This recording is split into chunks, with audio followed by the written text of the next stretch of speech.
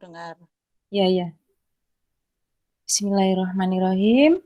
Assalamualaikum warahmatullahi wabarakatuh. Waalaikumsalam warahmatullahi Waalaikumsalam warahmatullahi wabarakatuh. wabarakatuh. Selamat sore semuanya. Apa kabar hari ini? Sore baik. Sehat. Baik. Sehat. Alhamdulillah. Semoga kita setiap harinya seperti ini ya, semakin bertambah ilmu dan semoga berkah dan barokah. Oke, Amin. di sini saya akan mempresentasikan tentang definisi profil pelajar Pancasila. Apa sih profil pelajar Pancasila itu? Nah, di sini profil pelajar Pancasila adalah profil lulusan yang bertujuan menunjukkan karakter dan kompetensi yang diharapkan, kemudian diraih dan menguatkan nilai-nilai luhur Pancasila serta peserta didik dan para pemaku kepentingan. Nah, di sini terdiri dari 6 dimensi dengan penjabaran elemen di masing-masing dimensi. Yang pertama, beriman, bertakwa kepada Tuhan yang Maha Esa, berakhlak mulia. Kemudian yang kedua, berkebinekaan global. Kemudian yang ketiga, gotong royong. Yang keempat, kreatif. Yang kelima, di sini bernalar kritis, kemudian yang terakhir adalah mandiri. Nah, di sini yang pertama, mungkin kalau saya jelaskan semuanya secara rinci, waktunya kurang cukup ya, jadi saya singkat-singkat saja.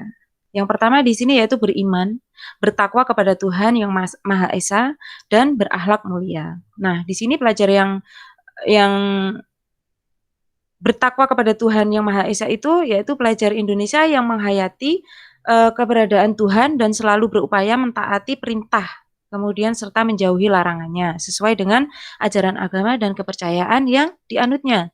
Kemudian bagaimana beriman dan bertakwa kepada Tuhan yang Maha Esa yaitu diwujudkan ke dalam akhlak yang mulia, baik dalam beragama, akhlak yang baik kepada diri sendiri dan lain sebagainya. Kemudian yang kedua adalah berkebinekaan global. Nah, pelajar Indonesia yang berkebinekaan global memiliki identitas diri yang matang, kemudian mampu mewujudkan dirinya sebagai representasi budaya luhur bangsanya.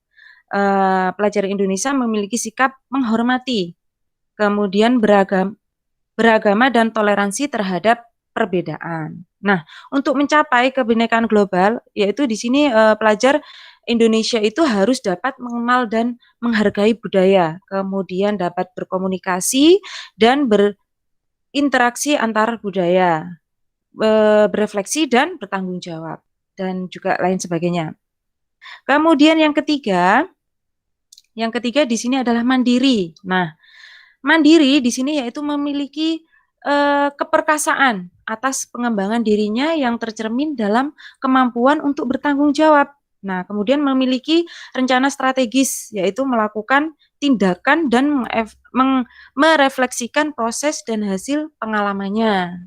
Seperti halnya di sini, pelajar Indonesia perlu memiliki kesadaran akan diri dan situasi yang dihadapi, serta memiliki regulasi diri. Nah, yang keempat di sini adalah gotong royong. Nah, gotong royong dalam arti di sini memiliki kemampuan untuk melakukan kolaborasi dengan sukarela agar kegiatan yang dikerjakan dapat berjalan lancar dan mencapai tujuan untuk kebaikan bersama-sama. Nah, hal-hal yang harus dilakukan yaitu di sini adalah melakukan kolaborasi, kemudian memiliki kepedulian yang tinggi dan berbagi dengan sesama. Kemudian yang kelima di sini bernalar kritis. Nah, bernalar kritis artinya yaitu berpikiran secara objektif, sistematik, dan saintifik dengan mempertimbangkan berbagai aspek berdasarkan data dan fakta yang mendukung. Nah, untuk bernalar kritis ini perlu memperoleh dan memproses informasi serta gagasan dengan baik. lalu menganalisa dan mengevaluasinya, kemudian merefleksikan pemikiran dan proses berpikirnya. Kemudian yang terakhir, yang keenam di sini adalah kreatif. Kreatif mampu memodifikasi dan menghasilkan sesuatu yang orisinal, bermanfaat dan tindakan karya nyata secara proaktif. Nah, di sini pelajar yang bisa menghasilkan gagasan karya dan tindakan yang orisinil memiliki keluasan berpikir dalam mencari alternatif solusi permasalahan. Oke. Demikian dari saya, ini sedikit presentasi, semoga bermanfaat untuk semuanya. Saya akhiri. Wassalamualaikum warahmatullahi wabarakatuh. Waalaikumsalam warahmatullahi wabarakatuh.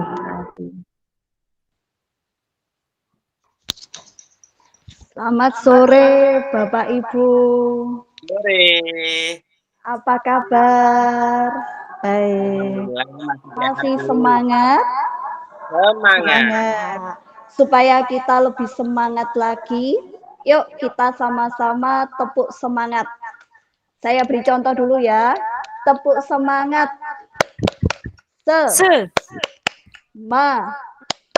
Semangat.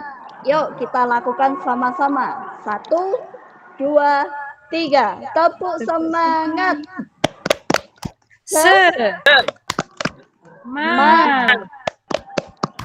Semangat.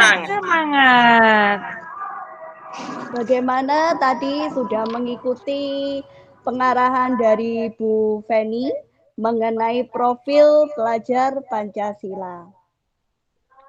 Ada yang masih merasa bingung? Insya Allah tidak, Bu.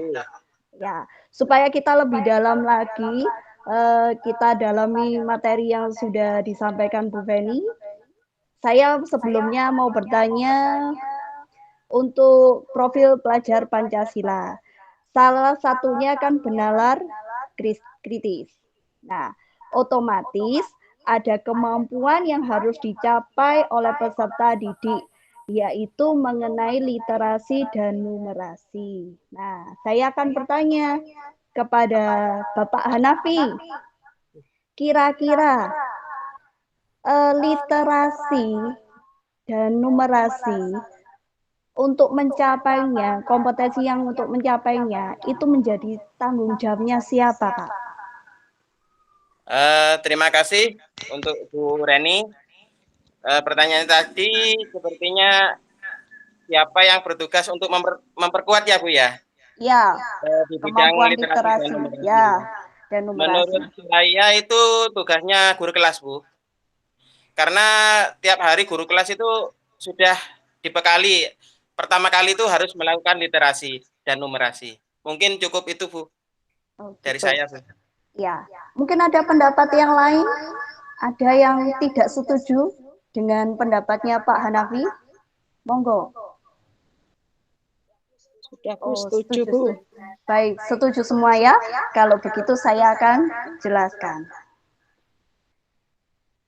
Kemampuan, ya, literasi dan numerasi itu tidak hanya menjadi tanggung jawabnya guru kelas, tapi menjadi tanggung jawab semua guru mapel.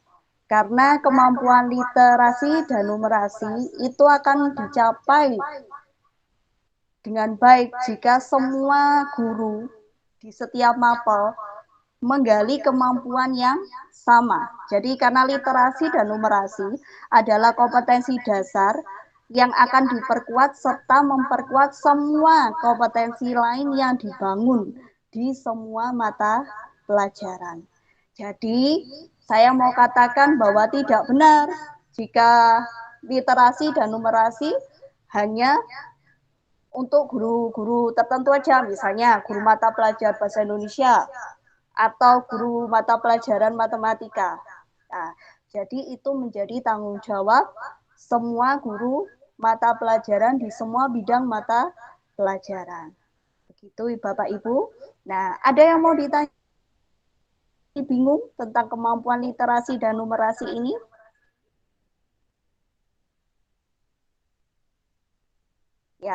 Jika semua sudah mengerti, maka untuk pembelajaran selanjutnya adalah mengenai struktur kurikulum.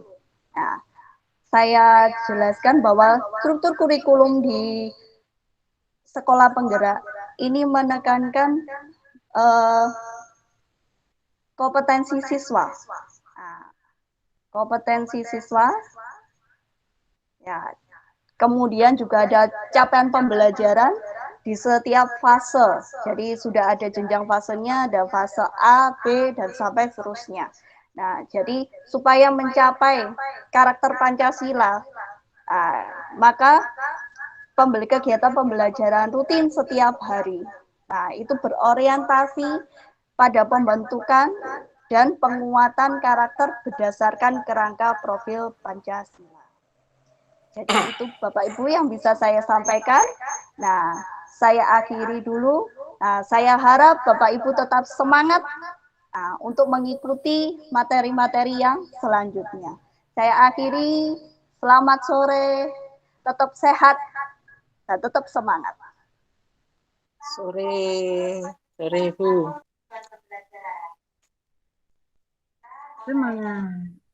Semangat. Untuk berikutnya saya yang akan melanjutkan yaitu tentang konsep modul ajar. Ya Bu. Bapak Ibu, modul ajar adalah sejumlah alat atau sarana media, metode, petunjuk, dan pedoman yang dirancang secara sistematis dan menarik. Kemudian modul ajar merupakan implementasi dari alur tujuan pembelajaran yang dikembangkan dari capaian pembelajaran dengan profil pelajar Pancasila sebagai sasaran. Berikutnya, modul ajar disusun sesuai dengan fase atau tahap perkembangan peserta didik, mempertimbangkan apa yang akan dipelajari dengan tujuan pembelajaran dan berbasis perkembangan jangka panjang. Berikutnya, guru perlu memahami konsep mengenai modul ajar ini agar proses pembelajaran lebih menarik dan bermakna. Adapun komponen modul ajar, berikutnya komponen modul ajar, yaitu ada informasi umum, ya, menyangkup informasi umum, kemudian komponen inti dan lampiran. Yang termasuk informasi umum yaitu identitas sekolah, kemudian kompetensi awal, berikutnya profil pelajar Pancasila, kemudian sarana dan prasarana, target peserta didik, dan model pembelajaran yang digunakan. Sedangkan yang termasuk komponen inti yaitu tujuan pembelajaran, pemahaman bermakna, pertanyaan pemantik, persiapan pembelajaran, kemudian kegiatan pembelajaran, dan asesmen. Sedangkan yang termasuk lampiran yaitu lembar kerja peserta didik, bahan-bahan guru dan peserta didik, kemudian glosarium, dan daftar pusaka. Demikian tentang modul ajar yang dapat saya sampaikan. Semoga bermanfaat bagi kita semua. Sekian, Assalamualaikum warahmatullahi wabarakatuh. Waalaikumsalam warahmatullahi wabarakatuh.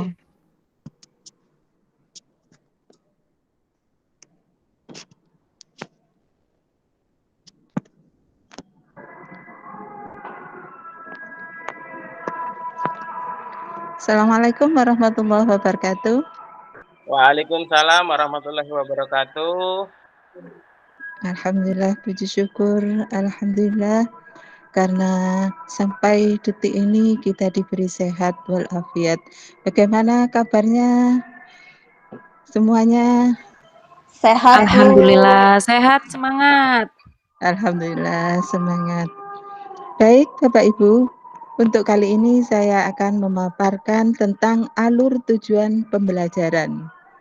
Di sini ada tujuan pembelajaran, ada kompetensi, ada konten, ada variasi. Nah, sekarang tujuan pembelajaran atau TP merupakan deskripsi pencapaian 3 aspek kompetensi, yakni pengetahuan, keterampilan, dan sikap yang diperoleh siswa dalam satu atau lebih kegiatan pembelajaran, disusun secara kronologis berdasarkan urutan pembelajaran dari waktu ke waktu yang menjadi prasyarat menuju CP atau capaian pembelajaran. Rumusan tujuan pembelajaran tidak hanya mencakup tahapan kognitif atau mengingat, memahami, mengaplikasi, menganalisis, mengevaluasi, dan pencipta, dan dimensi pengetahuan, juga faktual, konseptual, dan metagogirik. Tetapi juga mengikut sertakan perilaku capaian seperti kecakapan hidup, kritis, kreatif, komunikatif, dan kolaboratif, serta profil pelajar Pancasila, yaitu beriman dan berkebinekaan global, bergotong royong, kreatif, bernalar kritis, dan mandiri. Selanjutnya yaitu kompetensi. Kompetensi adalah kemampuan yang dapat didemonstrasikan oleh siswa atau diaktualisasikan dalam bentuk produk atau kinerja abstrak dan konkret yang menunjukkan siswa telah berhasil mencapai tujuan pembelajaran. Selanjutnya adalah konten. Konten yaitu ilmu pengetahuan inti atau konsep utama yang diperoleh siswa melalui pemahaman selama proses pembelajaran di akhir suatu unit pembelajaran. Selanjutnya yaitu variasi. Variasi adalah sebuah keterampilan berpikir apa saja yang perlu dikuasai siswa untuk dapat mencapai tujuan pembelajaran. Penggunaan keterampilan berpikir kreatif, kritis, dan tingkat tinggi seperti mengevaluasi, menganalisa, memprediksi, menciptakan, dan lain sebagainya. Contoh, menganalisa hubungan antara kegiatan manusia dengan perubahan alam di permukaan bumi dan menarik kesimpulan penyebab-penyebab utamanya, di mana untuk bisa menganalisis hubungan dan menarik kesimpulan seperti perlu mengetahui, memahami, mengaplikasi materi tersebut. Selanjutnya,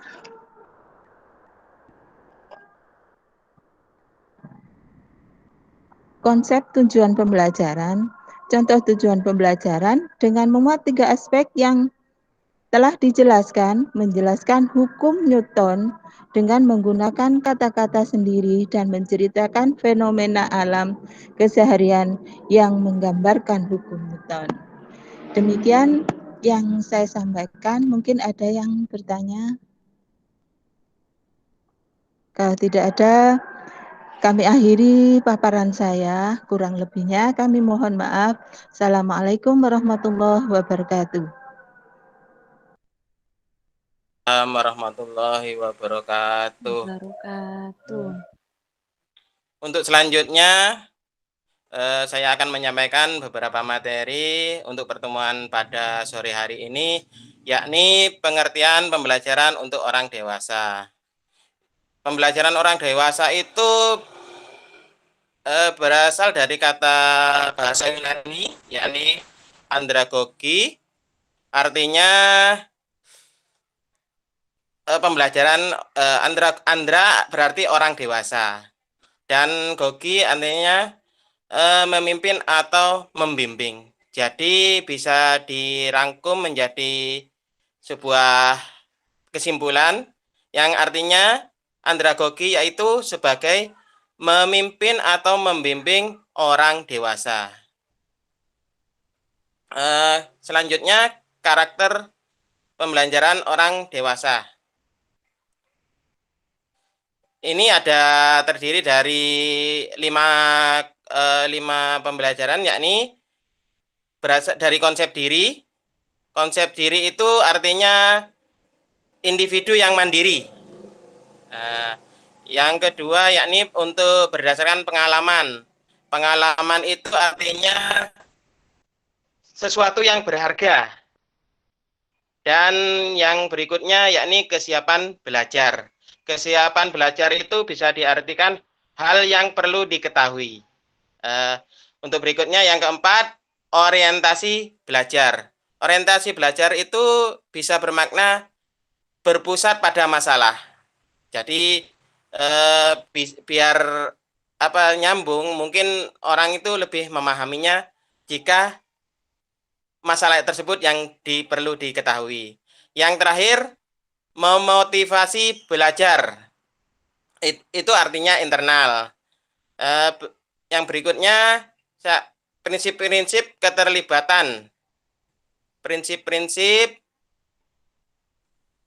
keterlibatan atau perencanaan dan asesmen. Yang kedua, pengalaman, termasuk kesalahan yang menjadi dasar pada aktivitas pembelajaran. Yang ketiga, relevansi dan dampaknya bagi kehidupan. Orang dewasa paling tertarik untuk mempelajari mata pelajaran yang memiliki relevansi dan dampak secara langsung pada pekerjaan atau kehidupan pribadi mereka. Dan yang terakhir berpusat pada masalah. Yang bisa diartikan pembelajaran orang dewasa lebih berpusat pada masalah daripada berorientasi pada konten. Mungkin cukup itu yang bisa sampaikan. Mungkin Bapak Ibu ada pertanyaan? Monggo Bapak Ibu. Kalau tidak ada, pertemuan hari ini saya akhiri agar pertemuan pada hari ini bermanfaat dan kita bisa selamat sampai tujuan. Sepulang dari kita diklat hari ini, marilah kita berdoa menurut keyakinan masing-masing. Monggo Bapak Ibu dipersilakan.